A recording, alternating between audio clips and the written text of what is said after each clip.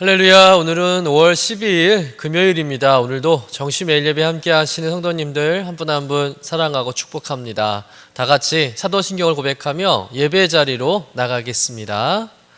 전능하사 천지를 만드신 하나님 아버지를 내가 믿사오며 그 외아들 우리 주 예수 그리스도를 믿사오니 이는 성령으로 잉태하사 동정녀 마리아에게 나시고 본디오 빌라도에게 고난을 받으사 십자가에 못 박혀 죽으시고 장사한 지 사흘 만에 죽은 자 가운데서 다시 살아나시며 하늘에 오르사 전능하신 하나님 우편에 앉아 계시다가 저리로서 산자와 죽은 자를 심판하러 오시리라.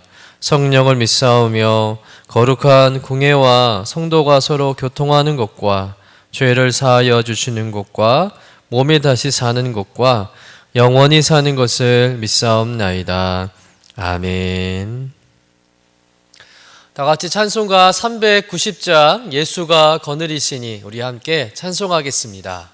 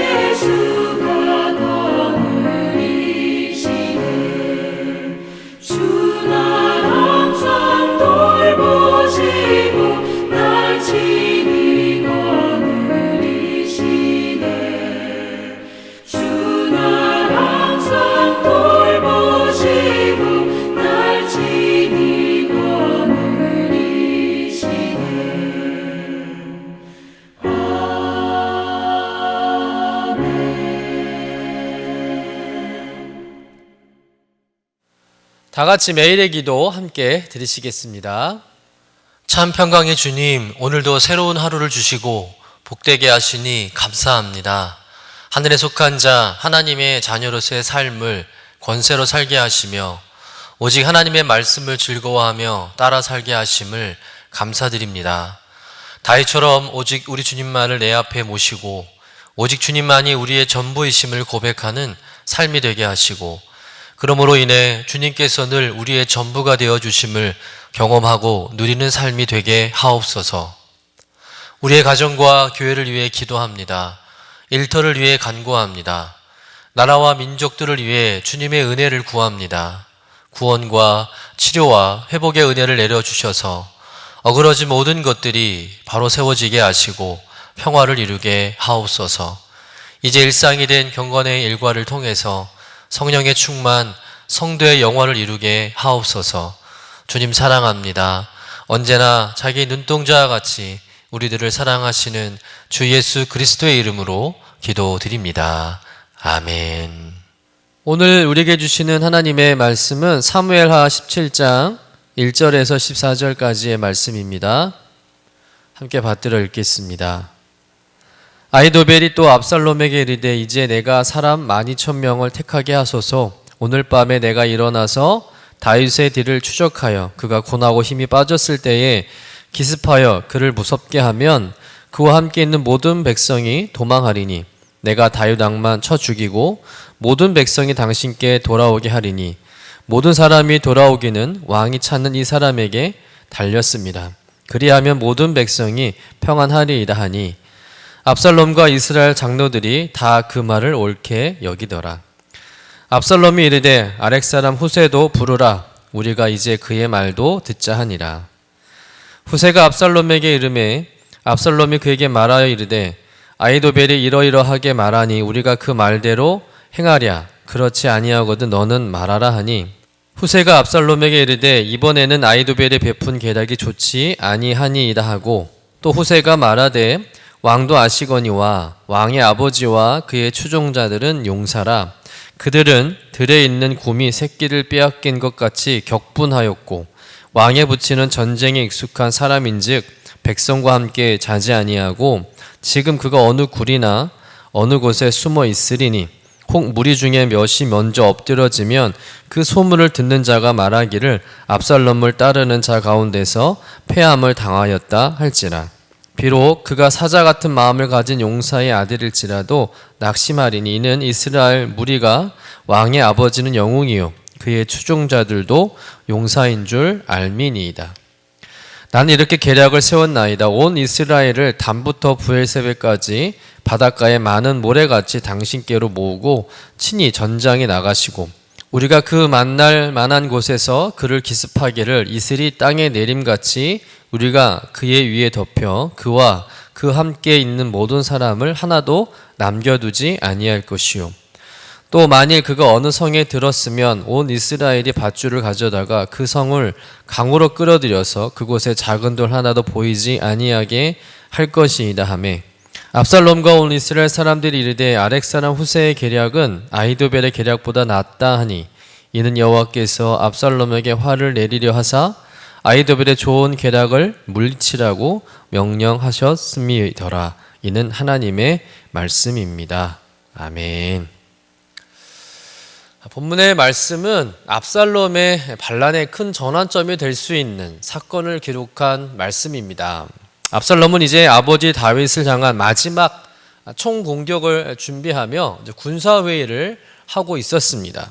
곧 아버지를 죽이고 명실상부한 이스라엘 왕으로 등극하려 혁명을 성공적으로 마무리하기 위해서 이제 부하들과 의논하는 중이었는데 그 의논 중에 압살롬에게 다윗의 후궁들을 범하라고 말한 이 아히도벨이 다윗 왕과 또 그의 군사들을 완전히 멸할 수 있는 아주 기발한 방법을 제안하게 됩니다. 우리 본문 1절, 2절의 말씀을 같이 한번 읽어보도록 하겠습니다. 아히도벨이 또 압살롬에게 이르되 이제 내가 사람 12,000명을 택하게 하소서. 오늘 밤에 내가 일어나서 다윗의 뒤를 추적하여 그가 고나고 힘이 빠졌을 때 기습하여 그를 무섭게 하면 그와 함께 있는 모든 백성이 도망하리니 내가 다윗 왕만 쳐 죽이고. 아히도벨의 제안은 어떤 것입니까? 자신에게 12,000명의 군사를 주시면 오늘 밤이라도 당장 다윗의 뒤를 추적해서 기습적으로 공격함으로 다윗 왕을 죽일 수 있다는 거예요. 다윗 왕과 다윗을 따르는 무리들은 지쳐 있고 또 힘이 빠져 있는 상태이기 때문에 지금이 기습의 가장 최적기라는 것이죠. 그리고 다윗 왕만 죽이면 이 나라는 압살롬의 나라가 될 것이라고 얘기하고 있는 겁니다. 다윗 왕만 제거하면 민심은 자연스럽게 압살롬에게 오기 마련이기 때문에 아히도벨의 계획은 최소한의 피만 흘리고 혁명을 성공적으로 마무리할 수 있는 아주 좋은 계략이면 틀림없습니다. 이에 대한 압살롬과 또 압살롬을 따르는 사람들의 반응은 어땠습니까? 오늘 4절 말씀처럼 그 말을 다 옳게 여기더라. 다 찬성했다는 거예요. 다 동의했다는 것이죠. 뭐 더 이상 얘기할 게 없는 거예요. 이제 아히도벨의 제안대로 압살롬이 움직이면 되는 겁니다. 그런데 본문에 보면 압살롬이 좀 이해할 수 없는 행동을 하죠. 우리 5절 말씀 같이 읽어보도록 하겠습니다. 압살롬이 이르되 아렉 사람 후세도 부르라. 우리가 이제 그의 말도 듣자 하니라. 압살롬은 모두가 동의하는 그런 좋은 제안을 두고는 또 다른 사람의 의견을 묻고자 합니다. 그 사람은 바로 후세라는 사람인데요. 아마도 압살롬은 돌다리도 또 두드리며 가고자 하는 심정으로 또 다른 모사였던 후세의 의견을 듣고자 하였던 것이죠. 그러면 후세는 어떤 사람일까요? 후세는 다윗의 신복이자 아주 절친한 그런 친구 사이였어요. 그러면 압살롬이 후세가 어떤 사람인지 모를 리가 없는데 오늘 압살롬이 후세를 불러서 그의 말을 들어보자 하는 것이죠. 사실 후세는 머리가 참 좋은 모사였습니다. 사무엘하 16장에 보면 후세는 아버지를 몰아낸 압살롬을 높이면서 환대하죠. 그리고는 압살롬 앞에서 내가 전에 왕의 아버지를 섬겼듯이 압살롬을 왕으로 섬기겠다고, 압살롬은 왕으로 인정하고 충성을 다하겠다고 다짐을 했습니다. 압살롬은 그런 후세의 충성심을 믿게 된 것이죠. 하지만 사실 후세는 진심으로 압살롬을 존중하고 존경하고 그래서 충성을 맹세한 게 아니라는 거죠. 후세는 압살롬의 쿠데타를 어떻게 하면 실패하게 할 수 있을까를 도모하기 위해서 위장으로 거짓으로 압살롬에게 충성을 맹세한 것입니다. 그리고 분명 이번 같은 일이 생길 거라 기대하고 기회를 엿보고 있었던 것이죠. 이후 후세는 제사장들과 긴밀히 이제 연락을 하면서 다윗의 첩보원 역할을 하게 돼요. 그러면 후세가 제안한 의견은 어떤 의견일까요? 후세의 의견은 아히도벨의 의견과는 전혀 다른 반대의 의견이었다는 겁니다. 우리 본문 7절에서 10절까지의 말씀 같이 읽어보겠습니다. 후세가 압살롬에게 이르되 이번에는 아히도벨의 베푼 계략이 좋지 아니하니이다 하고 또 후세가 말하되 왕도 아시거니와 왕의 아버지와 그의 추종자들은 용사라 그들은 들에 있는 곰이 새끼를 빼앗긴 것 같이 격분하였고 왕의 부친은 전쟁에 익숙한 사람인즉 백성과 함께 자지 아니하고 지금 그가 어느 굴이나 어느 곳에 숨어 있으리니 혹 무리 중에 몇이 먼저 엎드러지면 그 소문을 듣는 자가 말하기를 압살롬을 따르는 자 가운데서 패함을 당하였다 할지라 비록 그가 사자 같은 마음을 가진 용사의 아들일지라도 낙심하리니 이는 이스라엘 무리가 왕의 아버지는 영웅이요 그의 추종자들도 용사인 줄 알미니이다. 지금 후세의 말은 어떤 말입니까? 비록 지금 다윗이 쫓기고 있는 상황이지만 다윗은 누구보다도 전쟁에 능한 병법가이다. 그리고 지금 다윗 주변에 있는 사람들 역시 모두가 전쟁터에서 잔뼈가 굵은 사람들이고 용사다. 그리고 지금 감정 상태들이 굉장히 격분된 상태이기 때문에 잘못 건드렸다간 잘못 기습을 했다가는 도리어 역습을 당할 수 있다며 아히도벨의 계략은 성공할 수 없다고 반박한 것이죠. 그러면서 제안하기를 후세는 이스라엘 전군을 모집하자는 거예요. 시간적으로 숫자적으로 충분히 준비한 다음에 다윗을 치면 반드시 승리할 거라고 제안을 하게 된 것이죠. 기습작전을 주장하는 아히도벨의 안을 선택할 것인가 아니면 모든 것을 완벽하게 준비한 다음에 총공격하자는 후세의 안을 선택할 것인가를 놓고 압살롬은 한참을 고심하게 돼요. 결국 압살롬은 아히도벨의 의견을 버리고 후세의 의견을 선택하게 됩니다. 그리고 실행을 하게 되는데 결과는 어떻게 되었을까요? 우리가 나중에 읽게 되겠지만 압살롬의 군대가 패배하게 돼요. 그리고 압살롬은 도망하다가 비참하게 죽게 됩니다. 전쟁이 다윗의 승리로 끝나게 되면서 압살롬의 반란은 실패하게 되죠. 어떻게 이런 일이 일어나게 되었을까요? 분명 후세의 의견보다는 아히도벨의 의견이 더 승산이 있는 제안이었습니다. 그리고 지금 다윗의 군대는 의욕도 많이 꺾여 있는 상태고 또 싸울 만한 장비나 조직도 제대로 갖춰져 있지 않는 상황이죠. 이럴 때 기습적으로 공격하면 이길 확률이 더 높은 상황입니다. 반대로 후세가 제안한 다윗 왕과의 전면전은 사실 무리가 많죠. 많은 희생을 각오해야 합니다. 그런데 이상하게도 압살롬은 아히도벨의 의견을 듣지 않고 후세의 의견을 들었다는 거예요. 결국 후세의 의견을 선택하게 되면서 다윗은 전열을 가다듬을 수가 있었고요.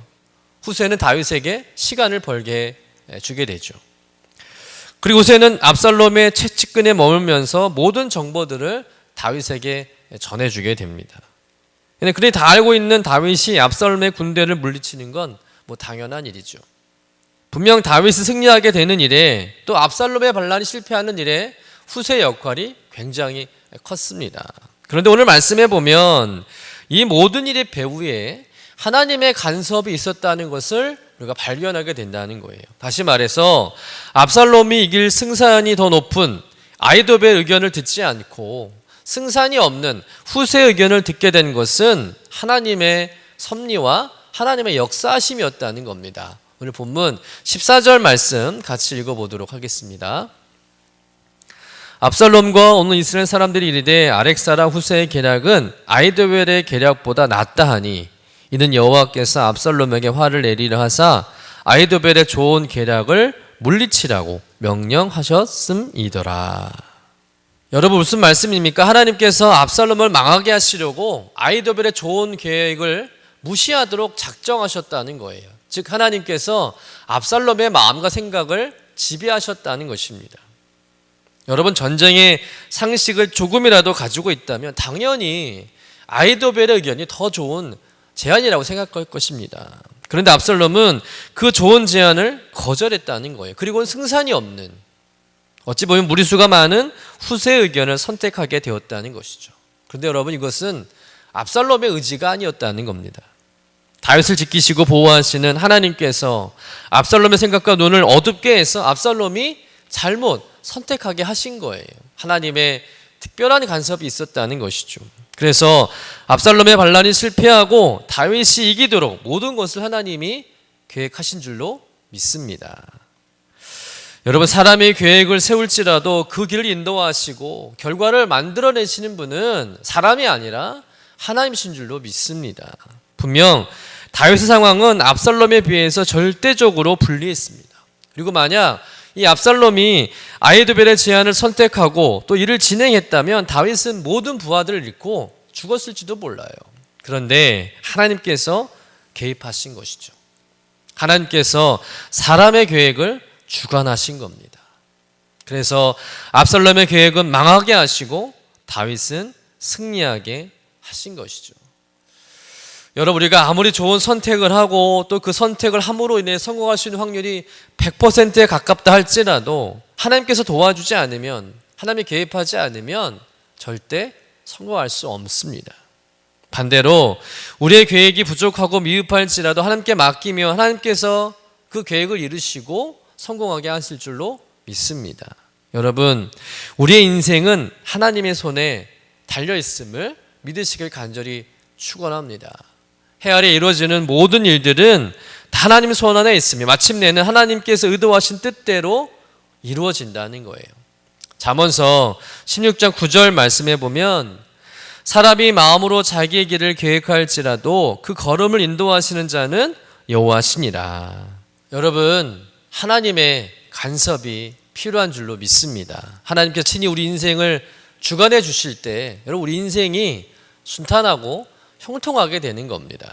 그러니 오늘 우리가 특별히 기도하기를 언제나 겸손하게 나를 낮추고 주님의 인도하심에 우리의 삶을 맡겨드리는 삶을 살아가기를 결단하며 또 기도해야 할 줄로 믿습니다. 우리 인생에 하나님의 그 친히 간섭하심을 우리가 또 사모해야 할 줄로 믿습니다. 오늘 하루 우리의 발걸음 인도하시며 우리를 도우신 하나님과 동행하시는 그런 복된 하루 살아가는 저와 여러분 되시기를 주님의 이름으로 간절히 축원합니다. 기도하겠습니다. 하나님, 언제나 보이지 않는 손길로 우리 인생을 주관하시고 또 이끌어 주심을 감사드립니다. 우리 인생은 하나님의 손안에 있음을 믿습니다. 우리의 삶을 겨누는 사탄의 계획이 아무리 강하고 완벽해 보일지라도 두려워하지 않고 하나님의 간섭과 일하심을 보고 경험하게 하여 주옵소서. 오늘도 겸손하게 나 자신을 낮추고 주님의 인도하심에 우리의 삶을 내어드림으로 하나님의 나라를 일구며 살아가는 복된 인생 되게 하여 주시옵소서. 감사드리며 거룩하신 예수님의 이름으로 기도드립니다. 아멘. 하늘에 계신 우리 아버지여, 이름이 거룩히 여김을 받으시오며 나라가 임하시오며 뜻이 하늘에서 이루어진 것 같이 땅에서도 이루어지이다. 오늘 우리에게 일용할 양식을 주시옵고 우리가 우리에게 죄 지은 자를 사하여 준 것 같이 우리 죄를 사하여 주시옵고 우리를 시험에 들게 하지 마시옵고 다만 악에서 구하시옵소서. 나라와 권세와 영광이 아버지께 영원히 있사옵나이다. 아멘.